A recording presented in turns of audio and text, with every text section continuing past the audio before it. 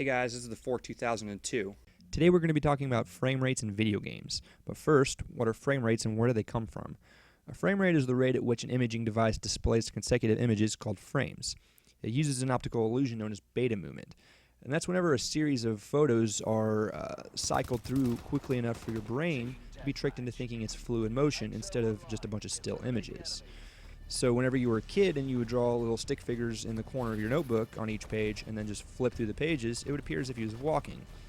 Well, that's basically what movies and TV shows are doing to trick you into thinking that there's action going on the screen instead of just a bunch of pictures. The illusion is achieved as long as you're seeing at least 15 images every second, or 15 frames per second.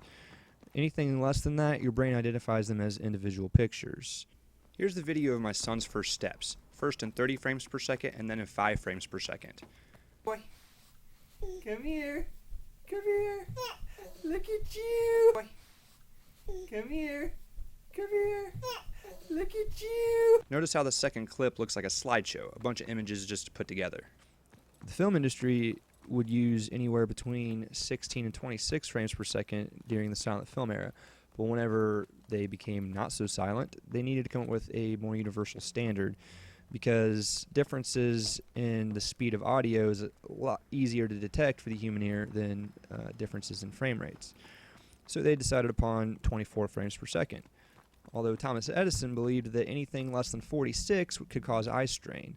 But the film industry kind of saw that as, well, that's twice as much film, that's going to cost twice as much. So they decided that 24 was the perfect balance between clarity and cost. 24 frames per second is still the industry standard, despite the move to all digital. We're not using film anymore, so it really doesn't cost any more to have a higher frame rate. But that's the way we've always done it, so that's just the way we do it, right? Well, James Cameron didn't think so. When he made Avatar, he made it at 48 frames per second. He basically said that everything else is getting better. We have CGI, we have awesome 3D effects, higher resolution, and that lower frame rate just really stands out now. Peter Jackson, more recently, created The Hobbit at 48 frames per second. And there's been mixed reactions. Although many people really enjoyed the higher frame rate, some people felt as though it was too clear, that it broke the immersion. And once you get to a high enough frame rate, there's a lack of motion blur. Whenever your eyes see something in real life that's moving too fast for them to process, your brain puts in blur there, and that's what implies motion to you. Whenever you see that blur, you know something's moving really quickly, and that's what you expect. At 24 frames per second, that blur is still there due to the low frame rate. Once you get the higher frame rates, it's not the camera's not capturing that blur, and it messes with your brain because that's not what you expect to see, and it can cause headaches. Many filmmakers are finding ways to put blur back into it. They're adding it in post-production to give it that real look. And lastly, it loses that film look. We've become accustomed to 24 frames per second. Every movie we've seen our whole lives has been 24 frames per second. So whenever we see something that's not 24 frames per second, we know something's not right. So tips for amateur filmmakers: if you're looking for that film look and you're not achieving it, try shooting in 24 frames per second. But 24 frames per second doesn't cut it when it comes to video games. Whenever you're controlling the gaze and the movement of your character, you expect things to happen quicker than that. Did you know that Super Mario Bros. For the NES actually ran at over 60 frames per second? So why do video games have trouble doing that 30 years later? Alright, well, here's why. Mario only had 8 colors to worry about and a very low resolution. Your PC and console have different pieces of hardware in them, like graphics cards and computer processors, and they're all trying to handle everything being thrown at it by these video games, which can be quite a bit these days. Imagine this. Now, bear with me for a second. Imagine that every pixel in your monitor is being held up by a little man. And you have a bunch of little men over here in the corner cranking this wheel, trying to crank it as fast as they possible. And the faster they crank it, the higher the frame rate they get. Well, let's say you're playing Grand Theft Auto 5, and you're playing it at 30 frames a second at 4K resolution. Well, you decide, that's not high enough frame rate for me. I can handle a lower resolution. I'm going to tell about half of those guys holding pixels to go help crank that wheel so that we can get this up to 60 frames per second, and I'll play at 1080p. If you're on PC, you have that choice a lot of the time. Console, you don't. The developers decide how they're going to allocate those little men for you. So what's the best frame rate for video games? Well, it depends. Firstly, what's the refresh rate on your monitor?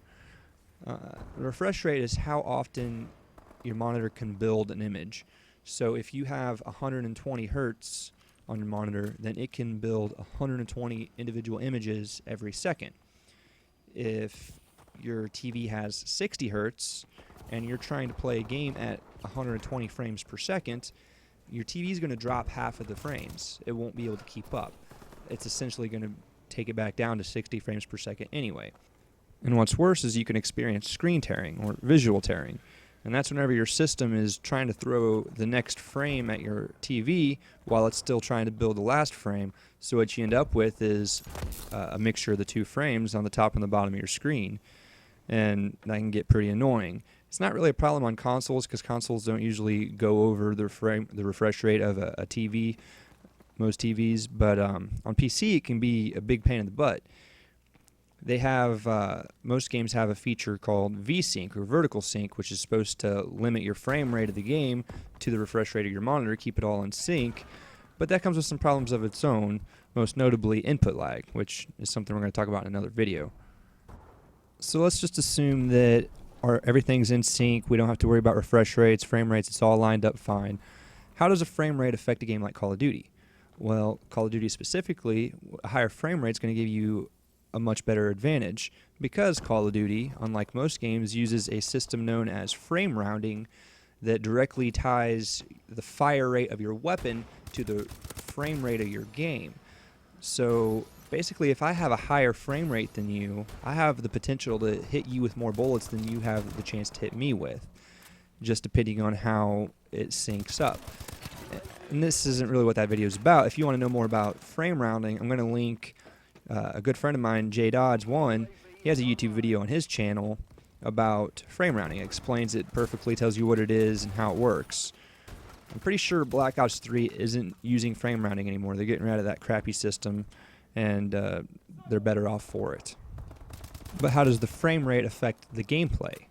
On a game like Call of Duty, where you're on kind of small maps and the game is based on moving really fast and taking quick turns and trying to be the first to shoot somebody, frame rate can be a big deal. I've seen a lot of posts where people try to claim that the human eye can only see up to 60 frames per second or something like that. That's not true at all.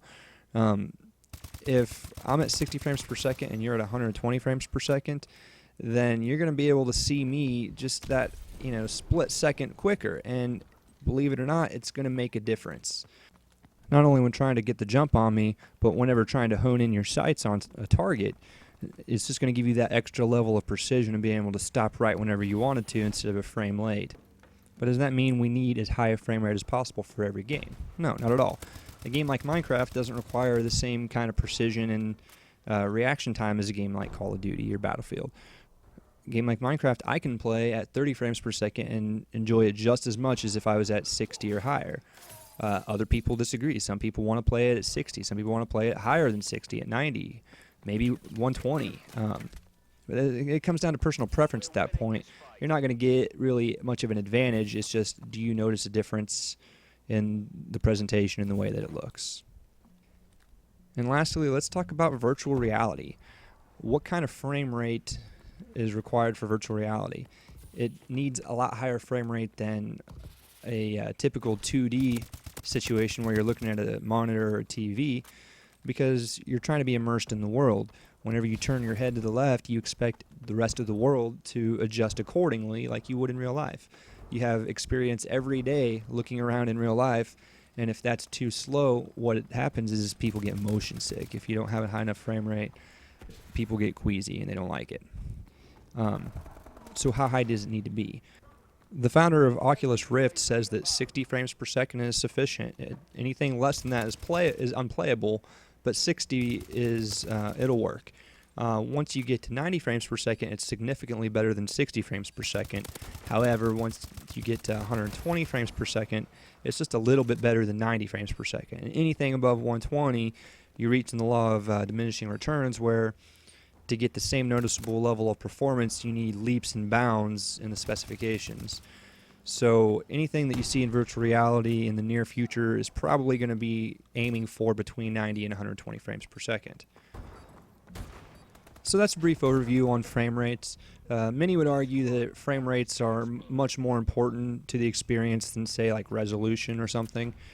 But at the end of the day, it's just a number. If you're enjoying a game, you're not noticing any jittering, the display is fine, and you're loving it, but then you find out that it was locked at 30 frames per second, or your debug screen says that it's like in the 40s instead of in the 60s or 90s where you wanted it.